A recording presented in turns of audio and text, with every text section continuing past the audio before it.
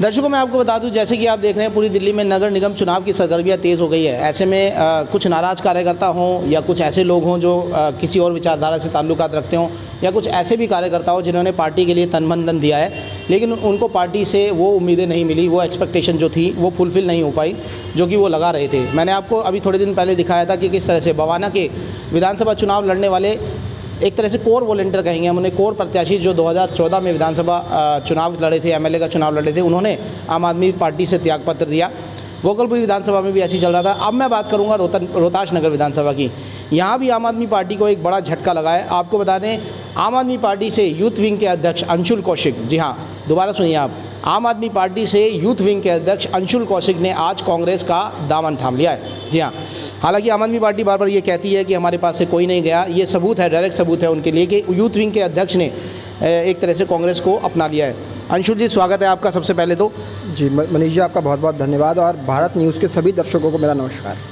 अंशुल जी, reason यही है, मैं रीज़न पूछना चाहूँगा, क्या रीज़न रहे आपने विधानसभा अध्यक्ष का पद छोड़ा? इतना अहम पद होता है, कम से कम आपके पास पूरे यूथ को कलेक्ट करने की जिम्मेदारी ही थी। आपको क्या लगा कि पार्टी में क्या हो रहा है ऐसा जिससे आप नाराज़ थे और आपने विधानसभा अध्यक्ष का पद त्याग दिया? देखिए मनीष भाई, मैं आपको अगर बताऊं कि पद को छोड़ना और पकड़ना के पीछे क्या कारण रहा है। आदमी किसी पद पे जाता है, काम करता है, एक लोगों को जोड़ता है, एक पार्टी से जोड़ता है, उसके एक जो उसकी सोच होती है, एक विचारधारा होती है, उससे जोड़ता है। लेकिन जब वो जुड़ जाता है और देखता है कि जो रियलिटी है उससे कहीं कोसों दूर है, तब मुझे लगता है कि हाँ, कि अब वो जो पार्टी जो कहती हैं, जो उनकी कथनी और करनी में कहीं ज़मीन आसमान का फ़र्क आ रहा है, तब आपको लगता है कि नहीं, कि अब यहाँ रहना एक घुटन वाली आप बात कह सकते हैं, उसमें एक घुटन होती है और लगता है कि जहाँ पे हमें काम करना चाहिए, जो आपकी सोच है और जिस पार्टी से आपकी सोच मैच कर रही है, आपको शायद वहाँ होना चाहिए। जी, डायनामिक पर्सनालिटी आप हैं, आप एडवोकेट भी हैं, तो क्या आपको लग रहा था कि जो ऐसे बोगस, एक तरह से मैं कहूँगा, शायद मुझे कहना चाहिए नहीं कहना चाहिए, एक बोगस एक चीज़ें कही जाती हैं, कभी कहा जाता है कि हम कूड़े का पहाड़ हटा देंगे, कहीं भी 10 गारंटी योजना केजरीवाल की छप जाती हैं, उसमें कहा जाता है अनऑथराइज्ड कॉलोनी को ये कर देंगे वो कर देंगे। क्या आपको लगता है प्रैक्टिकल वे में ये दिल्ली में संभव है, जबकि 8 साल से आम आदमी पार्टी की सरकार है, वो पॉल्यूशन ही नहीं मिटा पाई, जमुना को ही साफ़ नहीं कर पाए? जी बिल्कुल, देखिए हाथ कंगन को आरसी का, आप खुद दिल्ली की सरकार में हैं, आप सत्ता में काबिज़ हैं और एक पूर्ण बहुमत की सरकार में आप हैं और कार्य कर रहे हैं। और अभी आप कह रहे हैं कि हम कूड़े का पहाड़ हटाएंगे, अनऑथराइज्ड जो कॉलोनियाँ हैं उनको पक्का करेंगे। ये जो जुमलेबाजी है ये अभी की तो है नहीं, ये तो बहुत पुरानी जुमलेबाजी है। और अब अभी तक आपने क्या किया? अभी आप सरकार में हैं, आप उससे पल्ला मत झाड़िए कि हम सरकार में नहीं हैं, आएंगे तो ये करेंगे, फलाना करेंगे, ढिमकाना करेंगे। और जो ये कॉन्फ्लिक्ट आप लगातार ये जो एक भ्रामक चीज़ें फैला रहे हैं कि एमसीडी में आएंगे तो हम ये कर देंगे।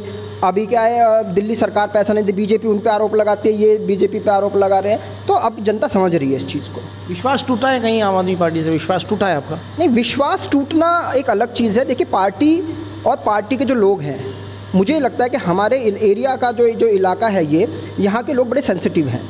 जब तक आप इनके दिल पे आप जगह नहीं बनाओगे तो मुझे नहीं लगता कि आप इनसे काम ले सकते हैं। जो पार्टी के कार्यकर्ता हैं, मैं उनकी बात कर रहा हूँ। आप, मुझे नहीं लगता कि जब तक आप उनके दिल में जगह नहीं बना पाएंगे, आप काम उनसे ले पाएंगे कुछ। और अगर आप ये सोचते हैं कि मैं डंडा लेके बैठ जाऊँ और आपसे कहूँ कि नहीं मनीष भाई आपको ये काम करना है, नहीं तो आप पार्टी से बाहर, तो मुझे लगता है कि उसके बाद मुझे नहीं, सभी को सोचना चाहिए एक बार। एक सवाल उठता है कि पूर्व विधायिका के खिलाफ नथु कॉलोनी चौक पर, यहाँ रोहतास नगर की दर्शकों को बात करें, विधानसभा है दिल्ली में, एक विधानसभा है रोहतास नगर, यहाँ पर जो नारेबाजी हुई, पैसे लेने का आरोप लगाए गए, तो आपको ऐसा फील हो रहा था कि एक डिक्टेटरशिप टाइप की चल रही है, एक आदमी ही पूरी विधानसभा में पार्टी बन गया है, एक आदमी ही का ही डिसीजन पूरी विधानसभा में इम्प्लीमेंट हो रहा है, और आखिरकार कैसे, क्या है शीर्ष नेतृत्व की मजबूरी, क्या है केजरीवाल की मजबूरी, क्या है दुर्गेश पाठक की मजबूरी, क्या है गोपाल राय की मजबूरी, क्या है कि एक आदमी को ढोया जा रहा है? और जब आप जैसे लोग जो है कांग्रेस में पलायन करते हैं, तो क्या पार्टी एक तरह से एरोगेंस हो गई है कि आप कुछ फ़र्क नहीं पड़ रहा, नहीं जी जनता वोट दे रही है, हम तो जीत जाएंगे?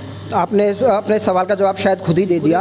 और पर मुझे ये लगता है कि अगर कोई किसी का विरोध कर रहा है, अगर मैं आपकी बात का अगर विरोध कर रहा हूँ तो मैं कोई गलत नहीं हो गया। गलत नहीं, विरोध करने की, विरोध करना गलत नहीं है। पार्टी के अंदर रहते हुए विरोध कर रहे हैं, एटलीस्ट पार्टी को उससे सीख लेनी चाहिए, जो मुझे लगता है।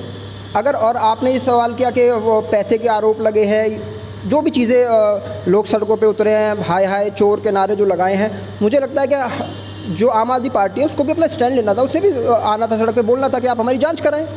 आप जान से क्यों बच रहे हो? आपको आना चाहिए था सड़क पे, आप भी बोलते कि भाई हमारी जांच करवा लीजिए। जी। और मुझे लगता है कि पैसे का आरोप लगाना कोई छोटा मोटा आरोप नहीं है। चोरी का आरोप लगाना, किसी को चोर कह देना, मुझे लगता है सबसे बड़ा जुर्म तो यही है उसके लिए। केजरीवाल जी क्या कर रहे हैं? सत्येंद्र जैन जेल में, उन पे भी कोई एक्शन नहीं है। सरिता सिंह पे आरोप लगे हैं, उन पे भी कोई एक्शन नहीं है। ताहिर हुसैन के लिए वकालत करते फिरते हैं, अपने आप को कट्टर ईमानदार कहते हैं। दर्शकों, मैं आपको बताऊं, 2-4 कैमरे अपने ऑफिस में लगा के उसमें प्रेस कॉन्फ्रेंस खुद ही ऑर्गेनाइज़ कर लेते हैं।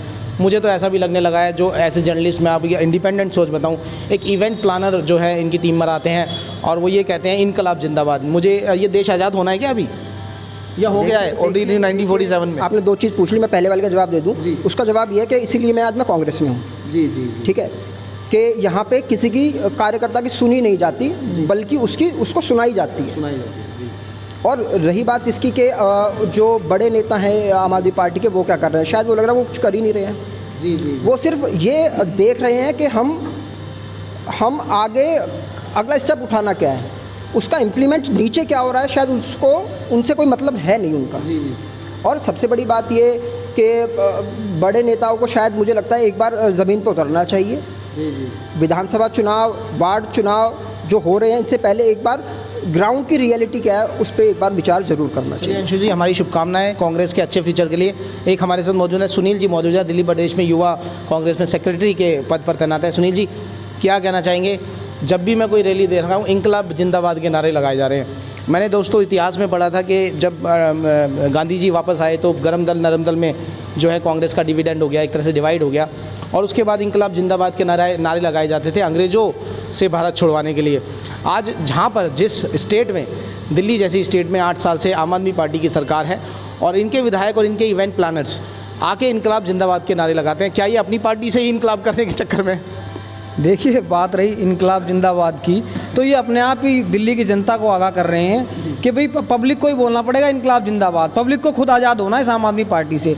जिस तरह से इस आम आदमी पार्टी ने लोगों के साथ किस तानाशाही, हिटलर शाही का व्यवहार अपना रखा है। दिल्ली में खुलेआम शराब की बिक्री आप देख लीजिए, दिल्ली में शरेआम आपके सड़कें टूटी हुई देख लीजिए, दिल्ली में कहीं भी देख लीजिए आप, स्कूल खोलने की बात करते थे, कॉलेज खोलने की बात करते थे, मोहल्ला क्लिनिक में जो है वहाँ कुत्ते रो रहे हैं इनके में। तो इनकलाब जिंदाबाद तो दिल्ली की जनता बोलेगी इनकलाब जिंदाबाद, और इन्हें भगाएगी। अभी देखना समय आने वाला, ये खुद अपना झोला उठा के और भागेंगे दिल्ली छोड़ करके। इसीलिए दूसरे स्टेटों में जगह जगह ढूंढ रहे हैं, लेकिन इन्हें वहाँ भी कुछ नहीं मिलने वाला। और दिल्ली की जनता बड़ी समझदार है। अब की बार दिल्ली नगर निगम का रिजल्ट देख लेना आप कि किस तरह से इन्हें मुँह की खानी पड़ेगी और जमानतें जब्त होंगी इन लोगों की। क्या आपको लगता है दिल्ली से शुरुआत हुई पार्टी का डाउनफॉल दिल्ली से ही होगा? देखिए, दिल्ली की जनता को जिस तरह से इन्होंने गुमराह किया, ये सच्चाई है कि दिल्ली की जनता ही इनको भगाएगी, क्योंकि इनके जो कार्य करने की शैली है, इनके कार्यकर्ता इनसे नाराज़ हैं। तो आम जनता के लिए क्या कार्य करेंगे ये हैं? खुद पार्टी छोड़ के, जैसे आज अंशुल भाई आए हैं, हमारे घर वापसी की इन्होंने, कांग्रेस में आए हैं, ऐसे तमाम इनके कार्यकर्ता आज क्या नाम है, आम आदमी पार्टी छोड़ के भारतीय जनता पार्टी या कांग्रेस ज्वाइन कर रहे हैं। तो उसमें कहीं ना कहीं कुछ ना कुछ तो इनकी पार्टी में चल रहा है गोलमोल, इसीलिए ये लोग छोड़ रहे हैं, भाग रहे हैं। सारे कार्यकर्ता इनके विरोध, हराने के चक्कर में लगे हुए हैं इनकी पार्टी के। इनके पास कार्यकर्ता नहीं है आज की डेट में। जितने भी इनके कार्यकर्ता, ऐसा हो गया है कि पार्टी को ऐसा लगने लगा, कार्यकर्ता को जाने दो, हमने तो जनता वोट दे दिया, हमें क्या मतलब कार्यकर्ता से हम चुनाव नहीं जीतेंगे। एक सेंट्रलाइज पार्टी हो गई है, अरविंद केजरीवाल के नाम पर चुनाव लड़ेंगे और जनता वोट दे देगी। क्या ये गलतफहमी है? क्या ये ओवर कॉन्फिडेंस है?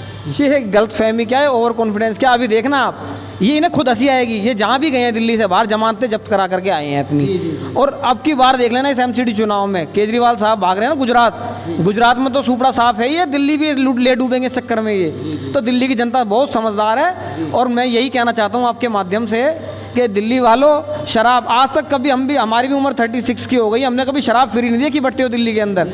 और अरे बांटना, दूध बांटो, घी बांटो, पनीर बांटो, युवाओं को क्या नाम है, शरीर बनाओ, सेहत बनाओ उनकी।